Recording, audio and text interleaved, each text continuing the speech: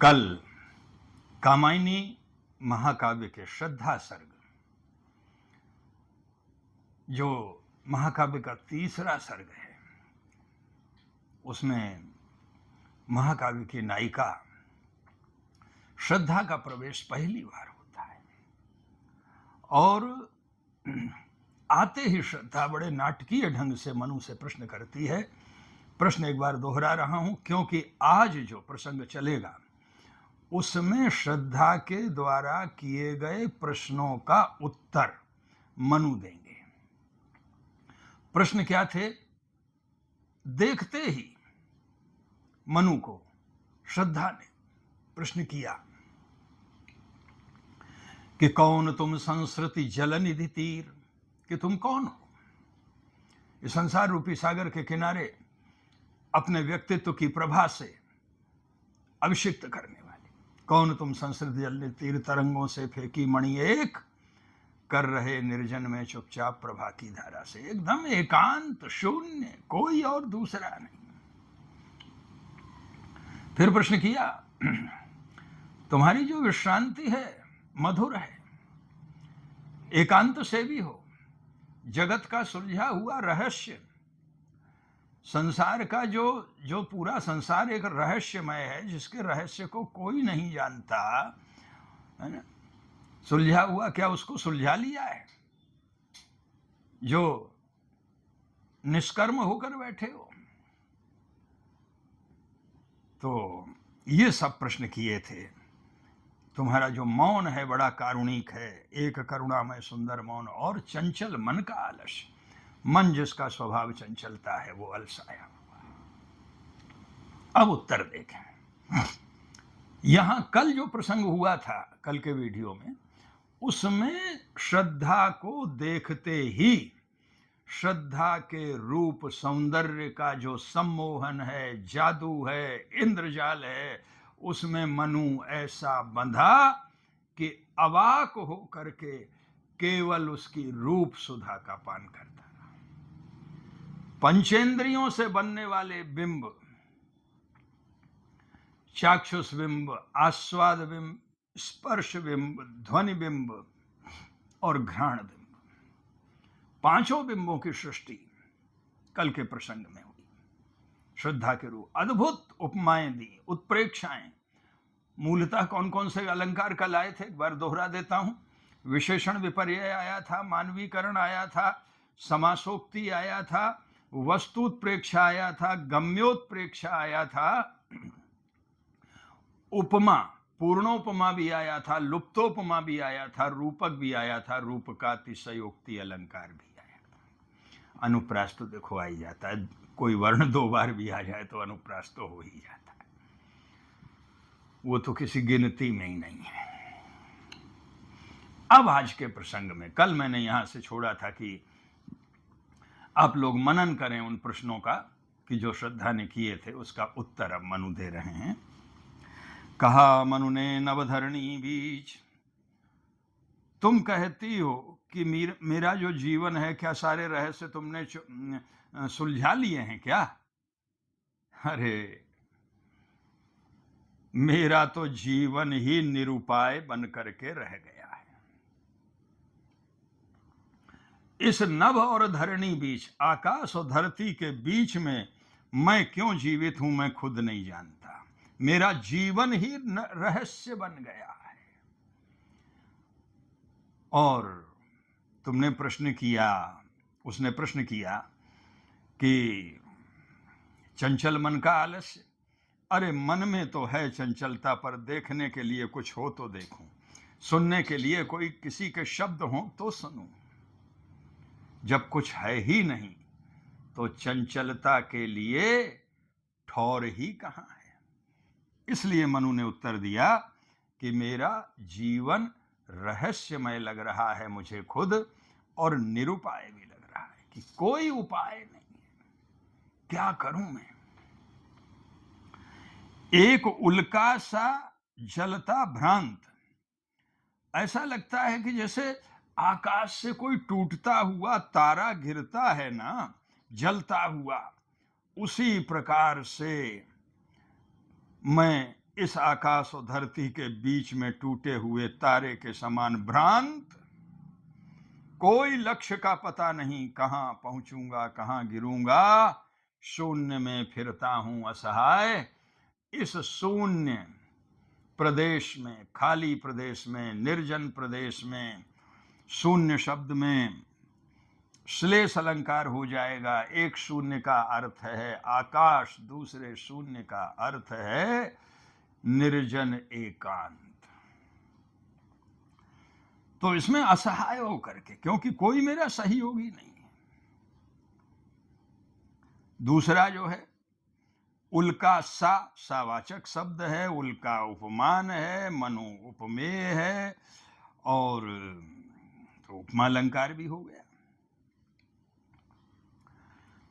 शैल निर्झर न बना, हतभाग्य गल नहीं सका, जो कि हिमखंड दौड़ कर मिला न जल निधि अंग, आह वैसा ही हूं पाखंड। काश कि मैं कोई पर्वत बन जाता, शैल बन जाता, निर्झर बन जाता। क्योंकि अगर निर्झर बन जाता, झरना बन जाता, तो कम से कम नदी का रूप धारण करके धरती की प्यास बुझती। वो भी न बन सका, न बना, हतभाग्य। गल नहीं सका जो कि हिमखंड। अरे बर्फ जब पिघलती है तो जल बनती है, जल बन करके नदी में परिणत होता है वो जल हिमालय का, और तप्त जीवन और धरती की प्यास बुझाती है। कुछ तो उपयोग होता है, पर मैं तो ऐसा बर्फ का खंड हूं जो गला भी नहीं, पानी बना भी नहीं, तरल हुआ भी नहीं, गतिशील हुआ भी नहीं। आप लोग याद करें चिंता सर्ग का दूसरा छंद, उसमें प्रसाद जी ने लिखा है कि ऊपर हिम था नीचे जल था, एक तरल था एक सघन, एक तत्व की ही प्रधानता, कहें उसे जड़ या चेतन। बर्फ ही पिघल करके तरल बन करके गतिशील हो जाती है, और जल ही जम करके बर्फ बन जाता है। तो मैं जो गल ना सका ऐसा हिमखंड। अब देखो, जो गल ना सका इस ऐसे हिमखंड के समान, शैल निर्झर के समान, उल्का के समान, तो एक ही उपमेय मनु के लिए कई उपमान दे दिए। मैंने जिस समय उपमा के भेद पढ़ाए थे, तो जब एक उपमेय के एक से अधिक उपमान दे दिए जाते हैं तो मालोपमा अलंकार हो जाता है। तो यहां पर मालोपमा अलंकार हो गया। दौड़ कर मिला न जलनिधि अंक, आह वैसा ही हूं पाखंड। अरे अगर पिघल करके जल बन जाता तो नदी के रूप में परिणत होकर के और समुद्र से जाकर के मिल जाता, समुद्र की गोद में जाकर के समा जाता, पर वैसा हो न सका। आह, दर्द, पीड़ा, कराह का द्योतक, विस्मयादिबोधक अव्यय, ऐसा मैं हतभागी पाखंड हूं, मिथ्याचार हूं, निरर्थक हूं, कोई उपयोग नहीं। पहेली सा जीवन है व्यस्त। तुमने कहा कि जो है ना रहस्य सुलझा लिया क्या, सारे काम धाम करके बैठे हो क्या? अरे मेरा जीवन ही एक पहेली बन गया। मैं खुद नहीं समझ सकता कि मेरे जीवन का उद्देश्य क्या है, प्रयोजन क्या है। पहेली सा जीवन है। और जैसे कोई व्यक्ति पहेली सुलझाने में व्यस्त रहता है, उसी तरह से निरंतर मैं सोचता रहता हूं कि देव सृष्टि से एकमात्र अवशिष्ट बचा हुआ मैं, मेरे जीवन का उद्देश्य क्या है, ये कौन सी पहेली है। उसे सुलझाने का अभिमान। जैसे कोई व्यक्ति से कहो कि भाई तुम ये पहेली बूझोगे, समझो, बताओ इसका उत्तर, तो एकदम से दिमाग व्यस्त हो जाता है कि ये होगा इसका उत्तर, ये होगा इसका उत्तर। तो मेरे अंदर भी वो दर्प है, वो अभिमान है कि मैं अपने जीवन के अपने जीवन के शेष रहने की पहेली को सुलझा लूं। परंतु व्यर्थ है अभिमान, सुलझ न सकी वो पहेली, निरुपाय है जीवन, बताता है विस्मृति का मार्ग।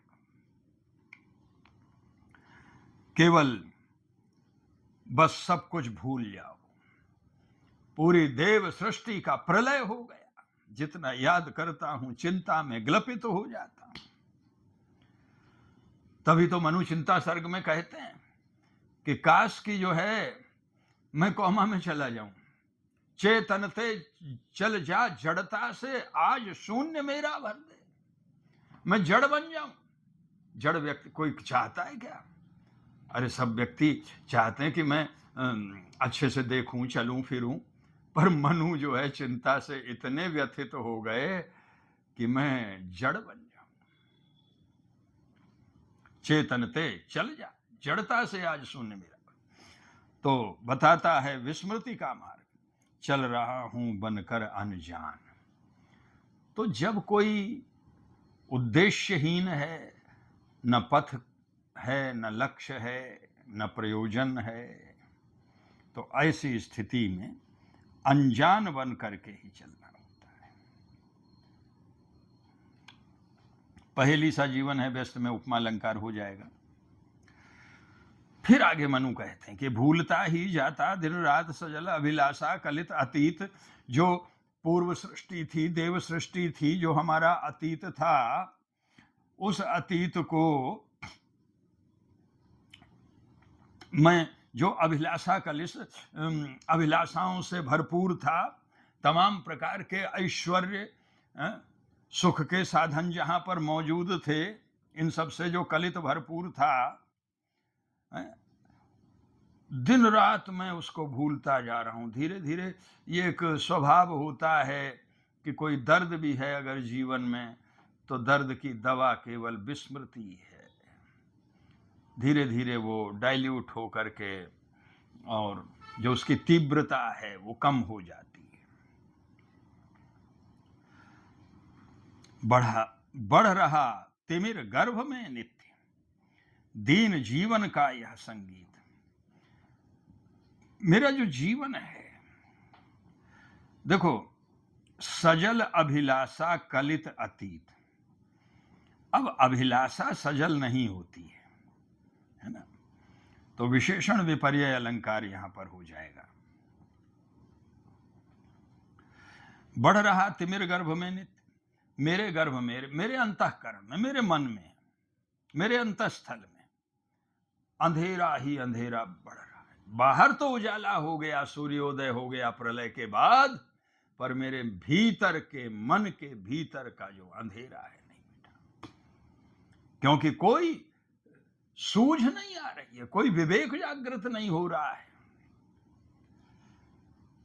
इसलिए तिमिर गर्भ में नित्य, दीन जीवन का यह संगीत, मेरे जीवन का जो संगीत है, जैसे कहते ना सैड सॉन्ग, दुख में दर्द में गाए जाने वाला संगीत बन गया है।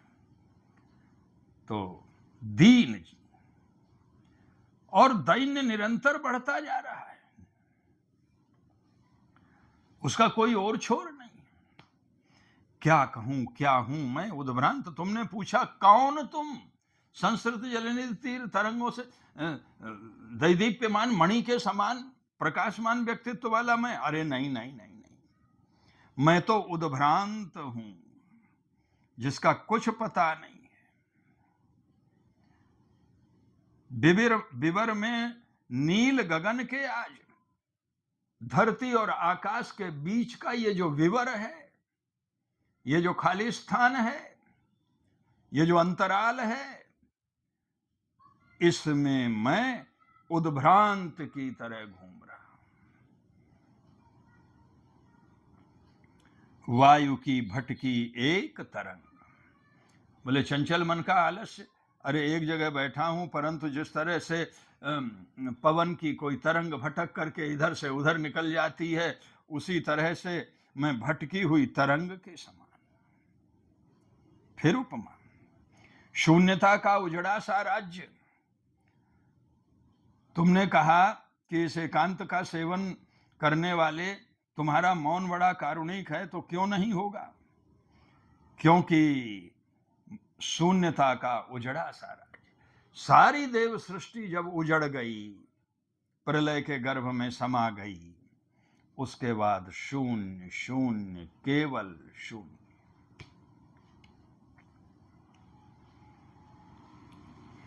तो उजड़ा सा राज्य, फिर से उपमा अलंकार हो गया यहां पर।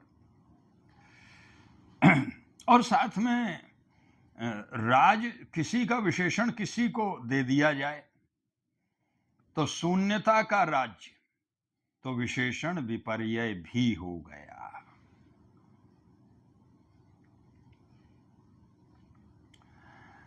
एक विस्मृति का स्तूप अचेत, कि अपने लिए मैं क्या हूं, कौन तुम प्रश्न किया था, कौन तुम के उत्तर इतने सारे दे दिए कि श्रद्धा मैं वायु की तुम कौन हो? मैं वायु की भटकी हुई तरंग हूं, मैं शून्य में उद्भ्रांत हूं, मैं उजड़ा हुआ राज्य हूं, मैं विस्मृति का स्तूप हूं, ज्योति का धुंधला प्रतिबिंब हूं, जड़ता की जीवन राशि हूं और सफलता का संकलित विलंब हूं।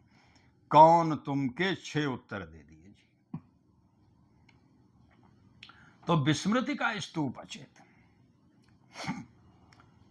जैसे स्तूप होता है तो कुछ जो पुरानी स्मृतियां हैं उसके लिए बनाया जाता है, तो यहां तो मैं तो विस्मृति का स्तूप हूं, उसका प्रतीक बन चुका हूं। ज्योति का धुंधला सा प्रतिबिंब। हर व्यक्ति चाहता है कि नई चेतना मिले, नया विवेक मिले, नया ज्ञान मिले और जीवन के लिए नया लक्ष्य मिले, जिससे कर्ममय होकर के वो अग्रसर हो। पर यहां तो ज्योति का धुंधला सा प्रतिबिंब बन करके रह गया हूं, कुछ भी स्पष्ट दिखाई नहीं दे रहा है, न लक्ष्य न कर्म।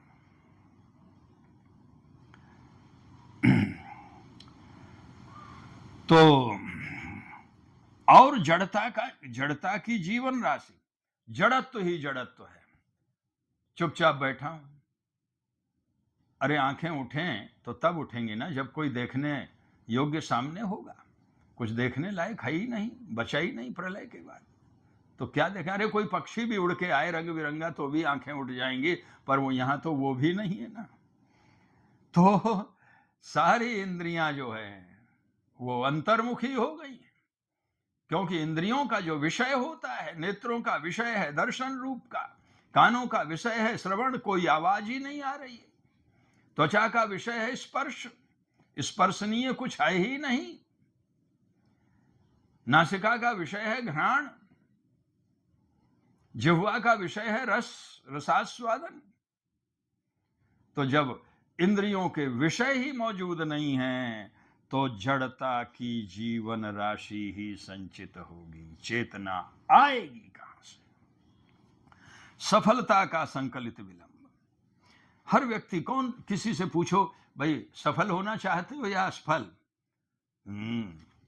तो यही कहेगा कि सफल होना चाहता हूं, असफल कौन होना चाहता है?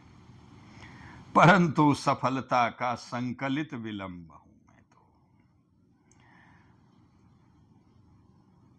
न आज न कल न वर्षों से जिस सफलता की कि काश कि मैं अपने जीवित रहने के रहस्य को समझ सकूं, पर उसमें विलंब इतना हो गया कि वो संकलित हो गया, इकट्ठा हो गया, वर्षों बीत गए। खैर छोड़ो श्रद्धा, अब श्रद्धा तो नाम उसको पता नहीं है अभी मनु को, ये तो मैं बोल रहा हूं व्याख्या करते समय नाटकीयता के कारण।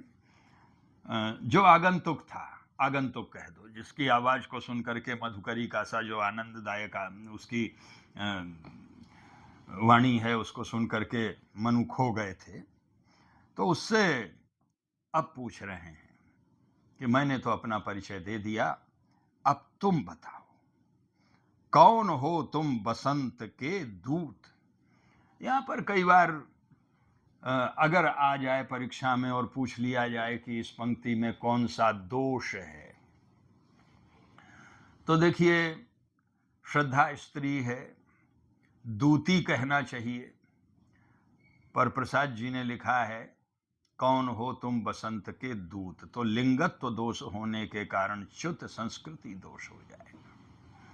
जब व्याकरण सम्मत नहीं होता कोई कथन तो वहां पर च्युत संस्कृति दोष हो जाता है। पर यहां पर कुछ आलोचक कहते हैं कि फारसी का जो प्रभाव था इसलिए पुल्लिंग का संबोधन किया। तो कौन हो तुम बसंत के दूत, तुम बसंत की दूती के समान, क्योंकि बसंत जब आता है तो जीवन में हरियाली आती है, जीवन में प्रसन्नता आती है, मन में एक उमंग और तरंग आती है, उत्साह की एक लहर आती है। श्रद्धा को देख करके मनु के मन में उत्साह, उमंग, उल्लास, इसलिए बसंत के दूत कहा। विरस पतझड़ में अति सुकुमार, बोले मेरा जीवन तो पतझड़ी जीवन था जी, पतझड़ के समान, और वो भी विरस पतझड़, ऐसा पतझड़ जिसमें कि किसी तरह का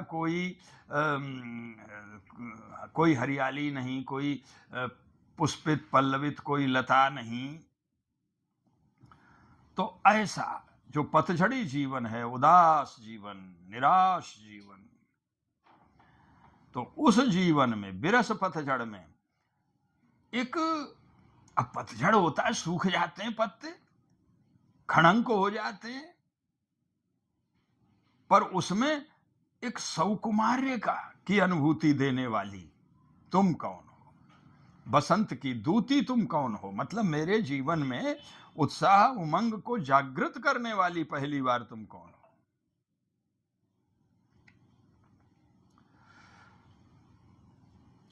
अब यहां पर रूढ़ी लक्षणा हो जाएगी। घन तिमिर में चपला की रेख, जैसे घने अंधकार में एकदम कोई बिजली कौंध जाती है,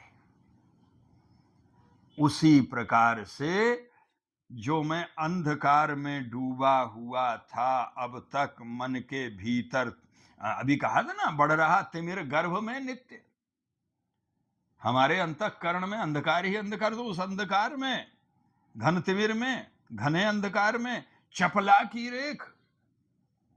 अब घन शब्द में श्लेष हो जाएगा, क्योंकि घन में ही बिजली चमकती है, और घन का अर्थ घने अंधकार में भी हो जाएगा, और घन तिमिर का अर्थ बादलों के बीच में चपला की रेख, जैसे बिजली कौंध जाती है, उसी प्रकार से मेरे अंधकार पूर्ण जीवन में बिजली की कौंध के समान तुम कौन हो।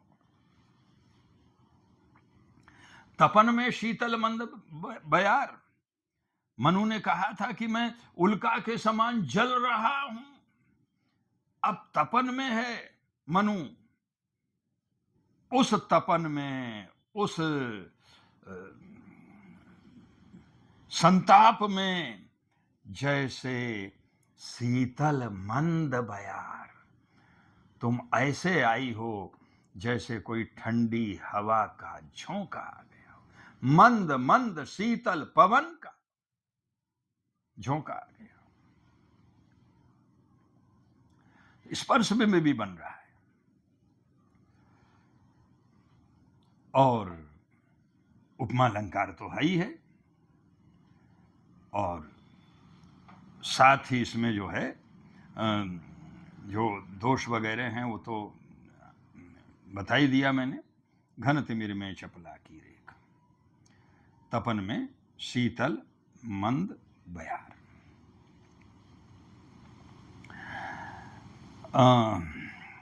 अब यहां श्रद्धा का नाम नहीं लिया, बसंत के दूती से ही श्रद्धा का अर्थ निकालना है ना। चपला की रेख से ही उपमान दे दिया, पर उपमेय गायब कर दिया। मैंने आप लोगों को बताया था, जहां उपमेय का काम उपमान से ही निकाला जाता है, वहां पर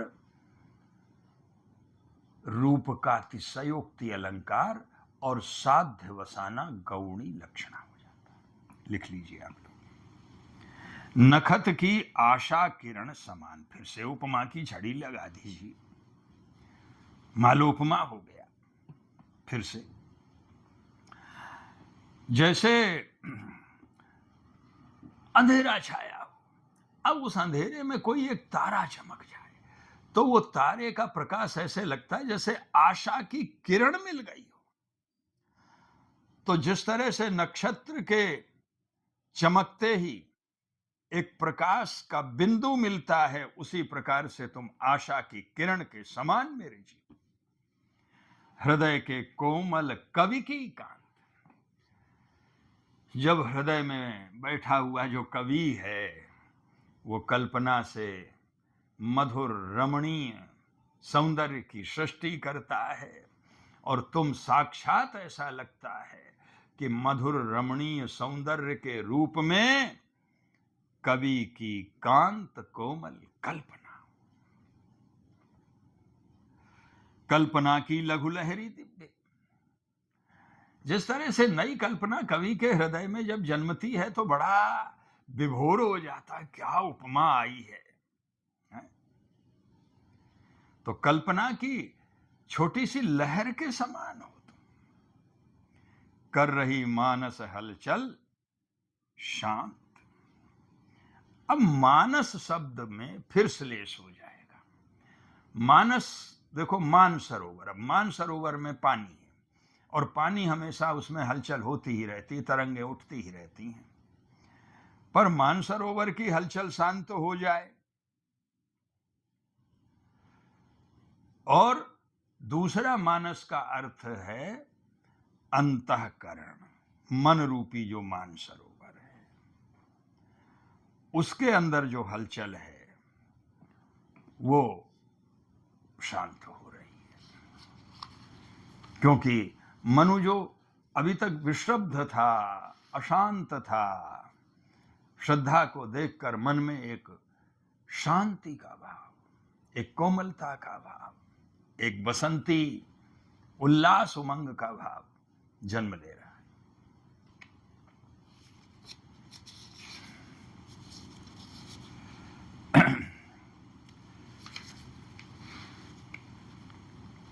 अब जब प्रश्न किया तो श्रद्धा उत्तर देती है।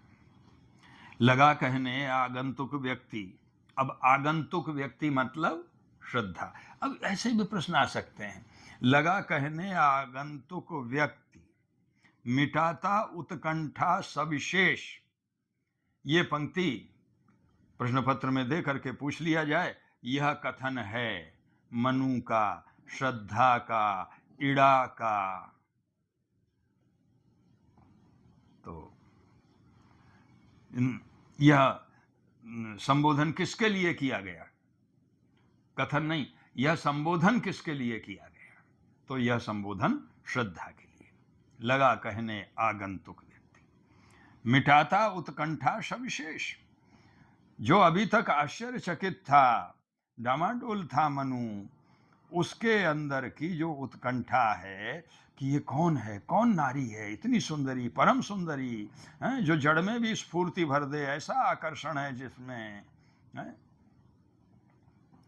तो उसकी उत्कंठा को मिटाते हुए श्रद्धा ने उत्तर दिया, दे रहा हो कोकिल सा। अब श्रद्धा के द्वारा जो उत्तर दिया जा रहा है वह उत्तर मनु को ऐसा लग रहा है जैसे कानों में किसी सुरीली कोकिला की मधुर आवाज सुनाई दे रही है, ध्वनिबिंब। दे रहा हो कोकिल सानंद, सुमन का ज्यों मधुमय संदेश। जिस तरह फूलों का संदेश कोई दे रहा हो, फूलों का मधुर संदेश, तो यहां पर सुमन शब्द में श्लेष हो जाएगा। एक तो मनु का सुंदर मन और एक सुमन मने फूल।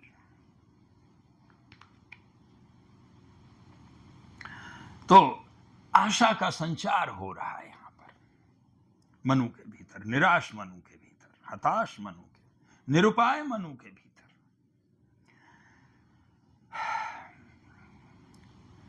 अब यहां पर जो भरा था मन में नव उत्साह, आंख सीख लूं ललित कला का ज्ञान, अपना परिचय देती हुई श्रद्धा कहती है कि मेरे मन में एक उत्साह था कि मैं ललित कलाओं का ज्ञान सीख लूं। अब ललित कलाओं में चित्रकला है, नृत्य कला है, संगीत कला है, तमाम प्रकार की ललित कलाएं। तो ललित कलाओं का ज्ञान सीखने के लिए कहाँ जाना है? गंधर्व देश में जाना है, क्योंकि गंधर्व लोग बड़े कलाकार होते हैं।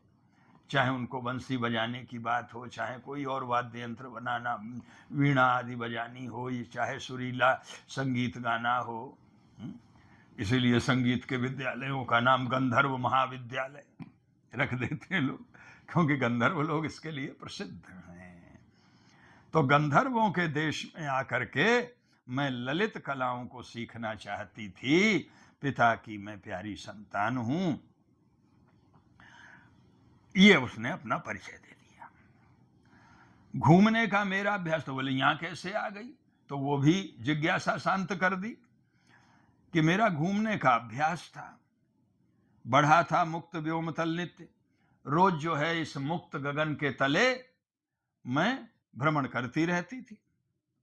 कुतूहल खोज रहा था व्यस्त हृदय सत्ता का सुंदर सत्य, क्योंकि श्रद्धा जो है वो हृदय की प्रतीक है। तो हृदय की सत्ता का सुंदर सत्य क्या है?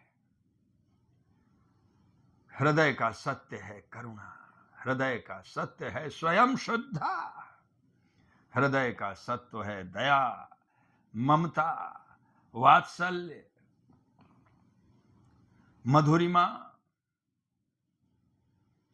तो हृदय के सत्य को खोज रहा था कि हृदय सत्ता का सुंदर सत्य क्या है।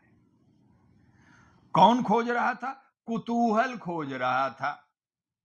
अब जो है कुतूहल का मतलब तो हो गया विस्मय, आश्चर्य। अब आश्चर्य को अगर खुजवाओगे तो मानवीकरण तो हो ही जाएगा और विशेषण विपर्य भी हो जाएगा साथ में। कुतूहल खोज रहा था व्यस्त हृदय सत्ता का सुंदर सत्य। तो अब प्रश्न हो गया, एक प्रश्न बन गया कि श्रद्धा गंधर्व देश में हिमालय पर भ्रमण क्यों करती रहती थी? हृदय सत्ता का सुंदर सत्य खोजने के लिए। दृष्टि जब जाती हिमगिरी और प्रश्न करता मन अधिक अधीर। तो बोले क्या खोजा तुमने हृदय सत्ता का सुंदर सत्य?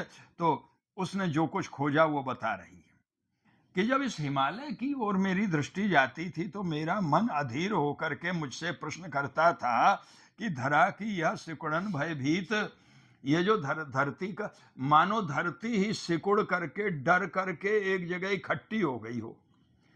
कोई चीज जब एक जगह इकट्ठी हो जाती है सिकुड़ करके तो वो ऊंची हो जाती है। तो धरती डर करके सिकुड़ करके एक जगह इकट्ठी क्यों हो गई? धरा की यह सिकुड़न भयभीत। कैसी है, क्या है पीर? कौन सी ऐसी पीड़ा थी धरती को जो कि भयभीत होकर के सिकुड़ करके एक स्थान पर इकट्ठी हो गई? समासोक्ति अलंकार यहां हो जाएगा। देखिए, अब केवल धरती ही नहीं, नारी के अंदर भी जो भय आदि भाव रहता है उसके कारण नारी के भी चेतना का संकोच हो जाता है। धरा की यह सिकुड़न भयभीत।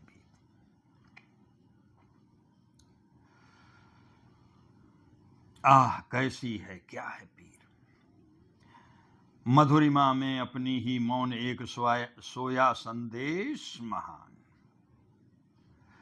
सजग हो करता था संकेत चेतना मचल उठी। अपनी ही मधुरिमा में एक महान संदेश हिमालय के रूप में जैसे सोया हुआ पड़ा है। अब मानवीकरण हो गया मधुरिमा में, क्योंकि संदेश सोया पड़ा है। तो मानवीय क्रिया का आरोप किस पे किया? संदेश पर कर दिया। सजग हो। अब ये बताओ कि जब संदेश सोया हुआ है, सोया संदेश महान, फिर सजग हो कैसे? माने जगना और सोना साथ साथ कैसे हो सकता है? तो एक अलंकार होता है विरोधाभास, तो विरोधाभास अलंकार हो गया। सजग हो करता था संकेत, चेतना मचल उठी अनजान। तो जो सोया हुआ संदेश खुद जागृत हो करके यह इशारा करता था कि हमें जानो, हमें जानो, मेरे संदेश को समझो। बस चेतना मचल उठी, किसके लिए? जानने के लिए। बढ़ा मन और चले ये पैर, बस उसको जानने। देखिए, कोई भी काम हम करते हैं ना, तो पहले मन चाहता है, फिर तन जाता है। मन करता है कि चलो समुद्र तट पर घूम के आएं, तब हम रिजर्वेशन करा करके समुद्र के तट पे पहुंचते हैं और वहां जाकर के कन्याकुमारी में सूर्यास्त का दृश्य देखते हैं। मन ही नहीं होगा तो कह देगा अरे भाई तुम ही लोग चले जाओ, मेरा मन नहीं। तो बढ़ा मन, पहले मन चलता है, फिर तन चलता है, फिर पैर चलते। तो बढ़ा मन और चले ये पैर। शैल मालाओं का श्रृंगार, आंख की भूख मिटी यह देख, आह कितना सुंदर संभार। यहां आकर के प्रकृति का जो सुरम्य रूप देखा, आकर के कितने बढ़िया बढ़िया दूधिया झरने झर रहे हैं, कितना बढ़िया यहाँ पर जिस समय सूर्योदय होता है बर्फ से आच्छादित शिखरों पर, तो लगता है कि सोना पिघला करके उड़ेल दिया हो। तो शैलमालाओं का जो श्रृंगार है उसको देख करके आंखों की भूख मिट गई, क्योंकि आंखों की भूख होती है सौंदर्य देखना। तो प्रकृति का जो सौंदर्य है उसको देख करके नेत्रों की प्यास, नेत्रों की भूख मिट गई। अब नेत्रों की भूख मिट गई, लक्षणा हो गया। नेत्रों की भूख कोई भोजन थोड़ी होता है, नेत्रों की भूख तो दर्शन होता है, सुदर्शन, सुंदर दर्शन। यह देख आह कितनी है, तो लक्षणा हो गई। कितना सुंदर संभार। अब यहां पर पहले आह जो आया था वो पीड़ा में आया था, यहां आह जो है वो प्रसन्नता में है। विस्मयादि बोधक अव्यय का प्रयोग कब कहां कैसे करना है ये प्रसाद जैसे पारखी लोग जानते हैं। आह कितना सुंदर संभार, ओह कितना सुंदर प्राकृतिक सौंदर्य है।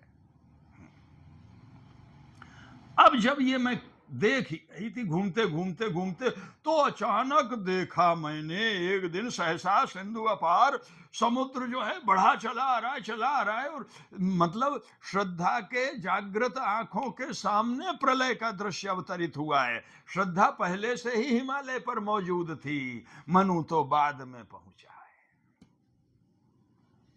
है। एक दिन सहसा अचानक सिंधु अपार लगा टकराने, नगतल क्षुब्ध होकर के गर्जना करता हुआ वही तरंग जो है, ऊंची ऊंची जो तरंगे उठ करके पानी की आ रही थी, एकदम अंधेरा छाया हुआ था। तो वो जो क्षुब्ध होकर के वो जो प्रलयकालीन समुद्र की लहरियां हैं, वो नग माने पर्वत, इस हिमालय से आकर के टकराने लगे। नग पर्वत के तल भाग में, नीचे के भाग में टकराने लगी। ऊपर के भाग में टकरा जाती तो श्रद्धा ही उसमें ही समा जाती। अकेला यह जीवन निरुपाय आज तक घूम रहा विश्रब्द। अब यहां एक मेल बन गया। मनु ने भी अपने परिचय में यही कहा कि जीवन कितना निरुपाय, और श्रद्धा भी यही कह रही है कि एकाकी मेरा जीवन निरुपाय है। कोई कर्म पथ, कोई लक्ष्य नजर नहीं आ रहा है। तो आज तक वो विश्रब्द होकर के घूम रहा है, भय युक्त होकर के घूम रहा है। परंतु श्रद्धा का की प्रकृति अलग है। मनु जो है बेचैन है, मन जो है चंचल होता है। श्रद्धा हृदय का प्रतीक है, इसलिए विश्रब्द है, शांत है। अब मैंने आप लोगों को कल की व्याख्या में बताया था कि श्रद्धा मनु के पास तक पहुंची एक संकेत के द्वारा। कितना बढ़िया प्रश्न बन सकता है कि श्रद्धा मनु के पास में किस संकेत को प्राप्त करके पहुंची। उसने देखा कि बलि का अन्न कहीं पर रखा हुआ है, तो बलि का अन्न रखा है पका हुआ, इसका मतलब किसी ने बनाया है, और किसी ने बनाया है तो बनाने वाला भी कोई ना कोई होगा। तो कार्य कारण सिद्धांत से अगर कार्य है तो उसका कोई ना कोई कारण होगा।